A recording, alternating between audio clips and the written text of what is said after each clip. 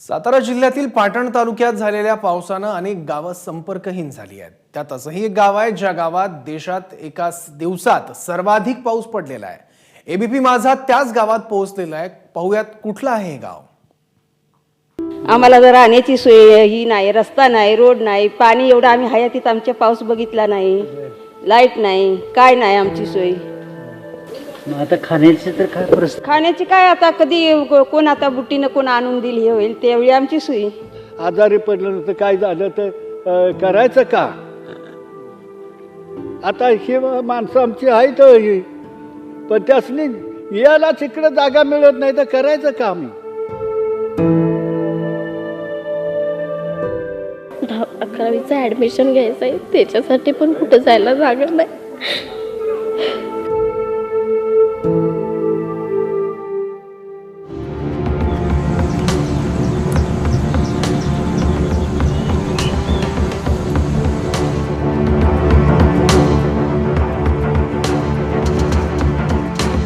कोयना धरणाच्या अंतर्गत जी असलेली जी काही गावं आहेत ती या निसर्गाच्या रुद्र रूपामध्ये नेमकं काय झालं, या गावांचं काय परिस्थिती आहे हे जाण्यासाठी एबीपी माझाची टीम या गावापर्यंत आता काही वेळामध्ये पोहोचणार आहे।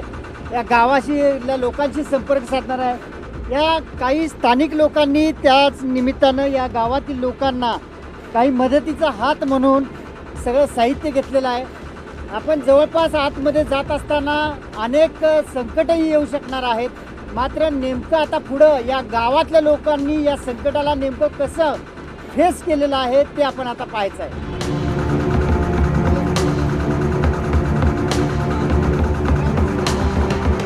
या कोयना धरणा अंतर्गत असलेली जी काही गावं आहेत संपर्कहीन झालेली आहेत त्या गावांना आपण भेटी देत असताना आपल्याला गाव लागलेलं आहे ते मिरगाव, ज्या ठिकाणी घरं गाडली गेली, माणसं गाडली गेली।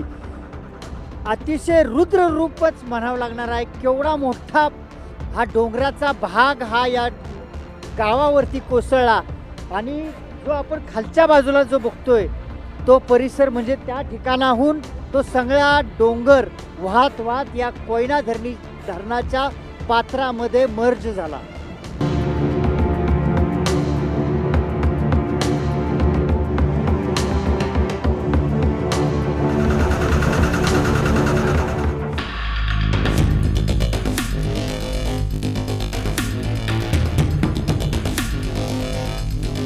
राज्यातला सगळ्यात मोठ्या पावसाची नोंद या कालावधीत झाली ती नवजा या गावाची। या ठिकाणी तब्बल 740 किलोमीटर इतका पाऊस झाला। या परिसरात जो काही पाऊस झालेला आहे ही संपर्कहीन झालेली जी गावं आहेत या गावातल्या लोकांची काय परिस्थिती आहे हे जाणून घेण्यासाठी आपण नवजा या गावामध्ये आता पोहोचलेलो आहोत।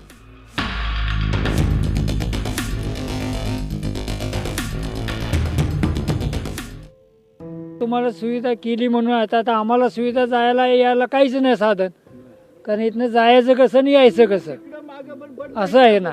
इकडेही बंद आहे तिकडेही बंद आहे, मग जाण्याचं आपल्याला कसं काय जमायचं ते। इथं येतंय तेवढ्याचा माणूस कसं तरी भागतंय, इथं लाईट असती तर निदान चक्की तरी चालू झाली असती, आणायचं कुठून।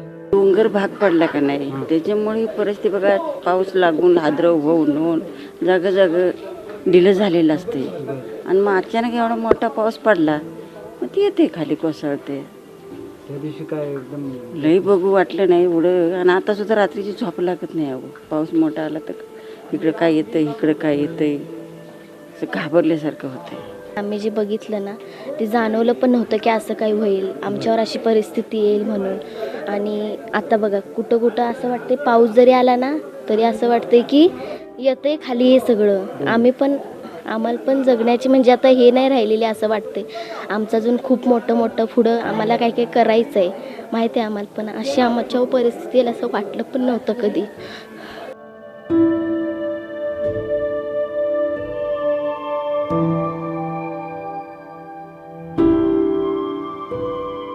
आता गावात आतापर्यंत कोण आलतं का नाही?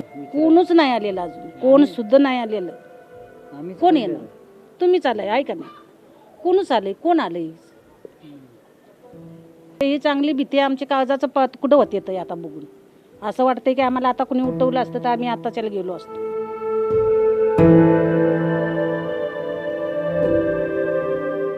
अजूनही भीती वाटते. असं वाटत नाही असं नाही की आम्ही काय करायचं, कुठे जायचं, खूप भीती वाटते. ही आमची पोरं कुठे आम्ही घेऊन पळणार. आपल्यासारखी अचानक रात्रीचं आलं तर काय करायचं आम्ही. तेच बघतच बसायचं का रातभर आम्ही की काय करायचं. त्याच्यात लाईट नाही.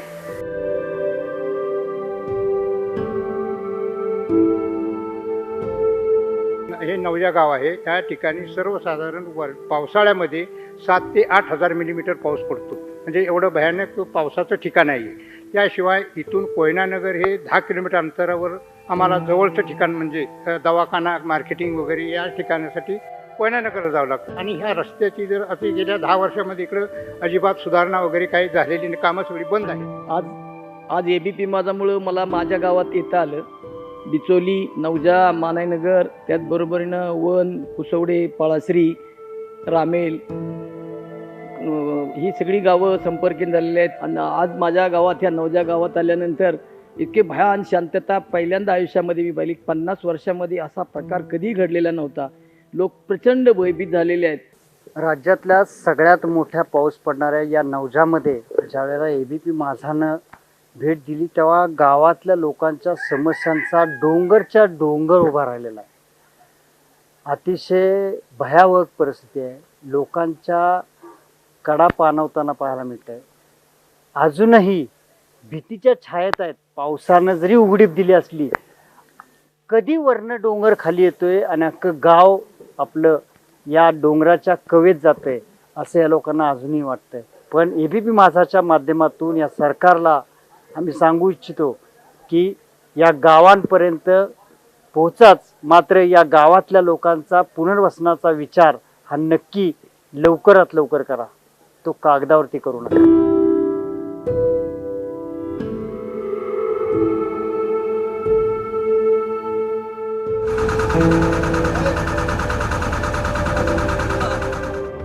महाराष्ट्रातले जे काही नामांकित धबधबे आहेत त्यातला एक धबधबा म्हणजे कोयनेतला ओझरड्याचा धबधबा. या निसर्गाच्या रुद्र रूपामध्ये या धबधब्याचं नेमकं झालं तरी काय हे अद्यापपर्यंत कोणालाही माहीत नाही आहे. आपण त्या ठिकाणी चाललेलो आहोत. काही 1 वर्षाच्या कालावधीमध्ये वन विभागाने लाखो रुपये खर्च करून या धबधब्याचं आकर्षण वाढवण्यासाठी आणि पर्यटन वाढीसाठी एक प्रयत्न केला होता. आपण काही वेळामध्येच त्या ठिकाणी पोहोचणार आहोत.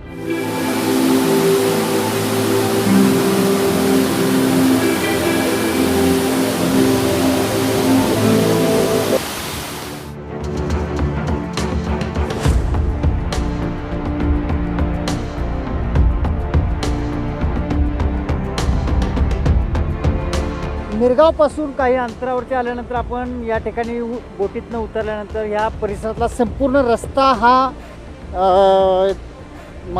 मातीमध्ये खचल्या गेलेला आहे. या ठिकाणी अनेक ठिकाणी रस्ता पूर्णपणे वाहून गेलेला आहे. अशी भली मोठी दगडं ही या ठिकाणी आलेली आहेत.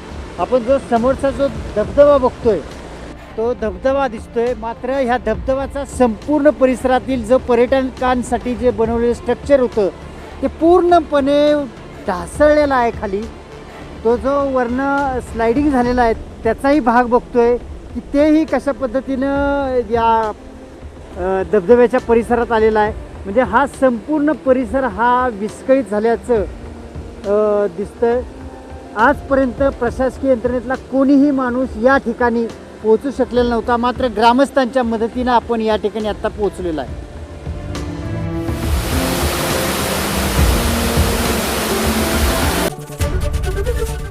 ABP माझा, उघडा डोळे बघा नीट.